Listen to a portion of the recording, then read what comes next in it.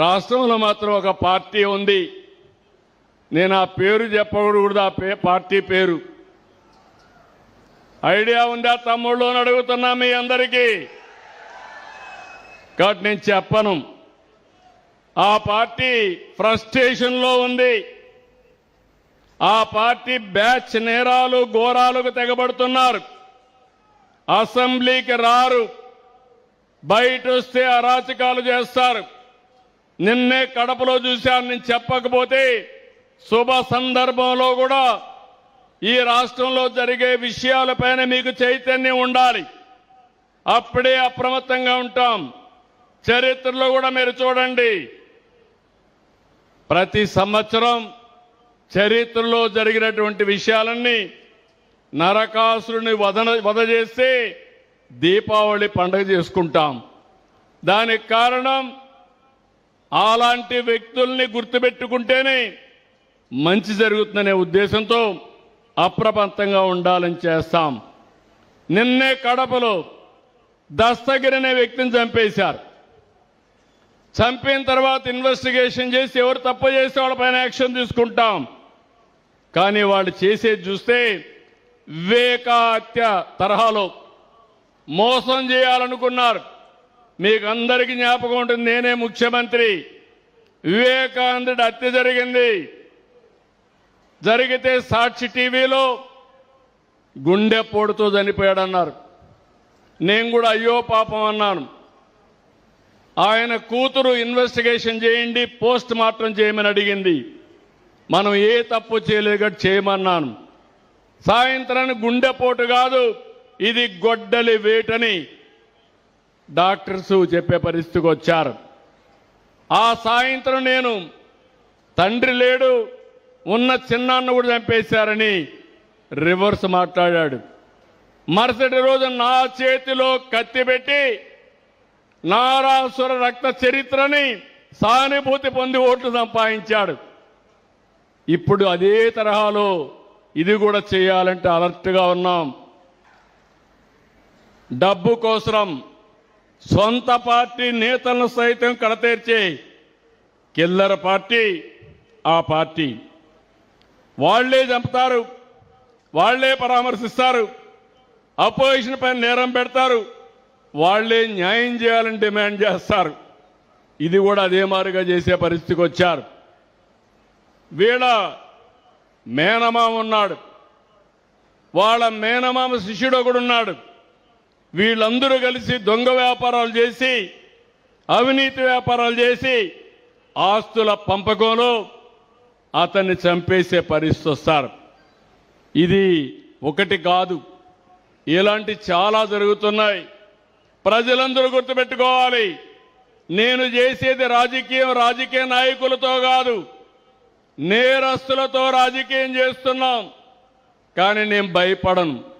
మీ అందరికీ తెలుసు, మీ ప్రాణాలు కాపాడడానికి, ప్రజల ఆస్తులు కాపాడడానికి ఒకప్పుడు తీవ్రవాదులతో పోరాడితే అదే తీవ్రవాదులు వెంకటేశ్వర స్వామి సన్నిధిలో 23 క్లేమోర్ మైన్స్ నా మీద బ్లాస్ట్ చేస్తే సాక్షాత్తు వెంకటేశ్వర స్వామి ప్రాణభిక్ష పెట్టాడు తప్ప ఇంకోటి కాదు. నేను ఆలోచించేది నిరంతరం మీకోసం ఆలోచిస్తున్నా. నిన్ననే కాకినాడలో ఒక ఎమ్మెల్సీ ఒక దళిత డ్రైవర్ని అతి ఘోరంగా చంపి, ఎంత అహంకారం అంటే ఆ డెడ్ బాడీ తీసి డోర్ డెలివరీ ఇచ్చే పరిస్థితికి వచ్చారు ఆ రోజుల్లో. అలాంటి వ్యక్తిని ఊరేగింపుగా తీసుకొచ్చి ఊరేగించే పరిస్థితికి వచ్చారు. నిన్న మళ్ళీ అందరినీ బెదిరించడం, సాక్షులకు డబ్బులు ఇవ్వడం, ఇలాంటి తప్పుడు పనులు చేసే పరిస్థితికి వచ్చారు. అడ్డంగా దొరికాడు. తప్పు చేస్తే ఇక్కడ ఉపేక్షించడానికి ఎవ్వరూ సిద్ధంగా ఉండరు. ఈ విషయాలు వీళ్ళు గుర్తుపెట్టుకోవాల్సిన అవసరం ఉంది. నేను అందుకే మీ అందరికీ ఒకటే చెప్తున్నాను, ఈ యొక్క రాజకీయ పార్టీ యొక్క ఐడియాలజీని మీరు అర్థం చేసుకోవాలి. వీళ్లకు దూరంగా మీరు ఉండాలి, సమాజానికి దూరంగా వాళ్ళని పెట్టాల్సిన అవసరం ఉంది. మేం మళ్ళీ వస్తే ఏ రాజకీయ పార్టీని చేసేది మంచి చేస్తూ ఉంటాం. కానీ వీళ్ళు వచ్చేది మాత్రం మేము వస్తే నరికేస్తాం, చంపేస్తాం, లేకుంటే క్యాన్సిల్ చేసేస్తాం, పెట్టుబడిదారు తరిమేస్తాం. ఇంకా మీరు చూస్తే దీన్ని డెమాన్స్ట్రేట్ చేయడానికి పోస్టర్లకి జంతు బలిచ్చే పరిస్థితికి వచ్చారు. నేను ఒకటే హామీ ఇస్తున్నా, మీ పాత రోజులు పోయినాయి. బెదిరింపులకు ఎవరు భయపడరు. ప్రజలు పూర్తిగా చేంజ్ అయ్యారు, చైతన్యంతో ఉన్నారు. అందుకే ఈరోజు ఆ నమ్మకంతోనే రాష్ట్రంలో పెద్ద ఎత్తున పెట్టుబడులు వస్తున్నాయి. ఈ రాష్ట్రం అద్భుతమైన వనరులకి, నిపుణులకి, బ్రహ్మాండమైన యువతకి, అదే మాదిరిగా మీ స్ఫూర్తికి మనస్ఫూర్తిగా అభినందనలు. నా మీద నమ్మకం పెట్టుకొని మీరందరూ భూములు ఇచ్చారు. మళ్ళీ మళ్ళీ ఆమె ఇస్తున్నా, భూమి ఇచ్చిన మీకెవ్వరికీ నష్టం జరగకుండా మిమ్మల్ని పైకి తీసుకొచ్చే బాధ్యత, అన్ని విధాలు ఆదుకునే బాధ్యత ఈ ప్రభుత్వానిది. నేను అందుకే ఒక మాట చెప్పాను, ఒక నమ్మకం. ఒక అమరావతికి ల్యాండ్ కావాలంటే 29,000 మంది రైతుల ముందుకు వచ్చి 33,000 ఎకరాలు భూమి ఇచ్చారు.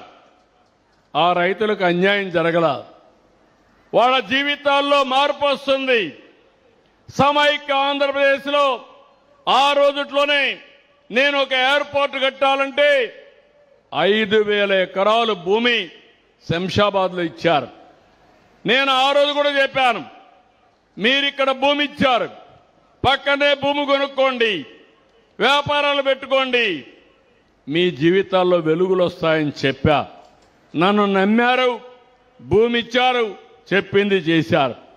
ఇప్పుడు మీకు కూడా ఒకటి హామీ ఇస్తున్నా, ఇక్కడుండే రైతాంగానికి ఆదాయం వచ్చేట్టుగా, మీ పిల్లలకు ఉద్యోగాలు వచ్చేట్టుగా స్కిల్ డెవలప్మెంట్ చేయడమే కాకుండా మిమ్మల్ని చిన్న చిన్న పరిశ్రమలు పెట్టుకునేట్టుగా, వ్యాపారాలు పెట్టుకునేట్టుగా మిమ్మల్ని తయారు చేసే బాధ్యత ఈ ప్రభుత్వానిదని మరొక్కసారి మీ అందరికీ హామీ ఇస్తున్నాను.